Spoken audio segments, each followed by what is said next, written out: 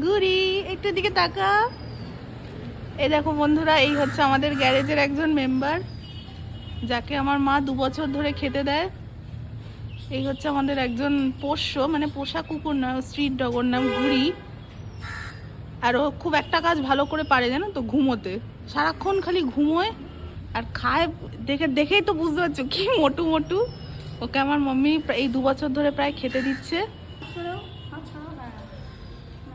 দেখেছো কি বাধ্য মেয়ের মতো খাচ্ছে। ওর নাম আমরা দিয়েছি গুড়ি, কারণ এই দেখো কেমন কাঠের গুঁড়ির মতো মোটু মোটু। ও আমাদের বাড়িতে 2023 সালে আমরা যখন এসেছিলাম ফ্ল্যাটে, তখন আমাদের গ্যারেজে ওকে দেখেছিলাম। এই দেখো ওর একটা পা দেখছো, পাটা খাবারগুলো নেই।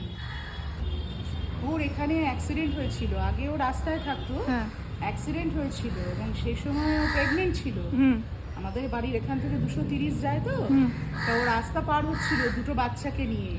তো সেই সময় বাসে ধাক্কা দেয়, বাচ্চাগুলো স্পট ডেথ হয়ে যায়, বাসের চাকায় পিষে যায়। আর ওর পেটে এমন ধাক্কা লাগে, ওর পায়ের ওপর দিয়ে বাসের চাকা চলে যায়, পেটেও ধাক্কা মারে, ও অজ্ঞান হয়ে যায়। আচ্ছা। এবার তারপরে ওকে পশু হাসপাতালে নিয়ে যাওয়া হয়।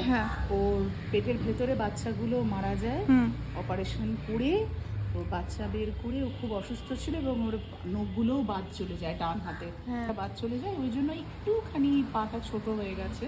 আর যেহেতু একটা অসুস্থতা ছিল, দীর্ঘদিন অনেক ইয়ের মধ্যে ছিল, মানে অনেক আরামের মধ্যে ছিল, খাওয়া দাওয়া ওই জন্য এরকম, ওই জন্য এরকম ফুলে ঢোল হয়ে গেছে। ওগুলো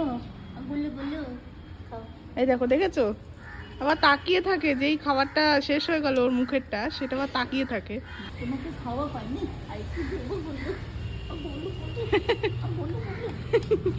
জায়গাটা দেখা, হ্যাঁ সেটাই তো, বিখ্যাত জলে যে পরিষ্কার করা হয়। হ্যাঁ হ্যাঁ হ্যাঁ, এই বাটিটা আবার রোজ শোকাতে হবে ওকে, বলো, তবে গিয়ে ও বুঝবে যে ওর খাওয়া হয়ে গেছে। এই যে এবার উঠে গেল, খাওয়া শেষ।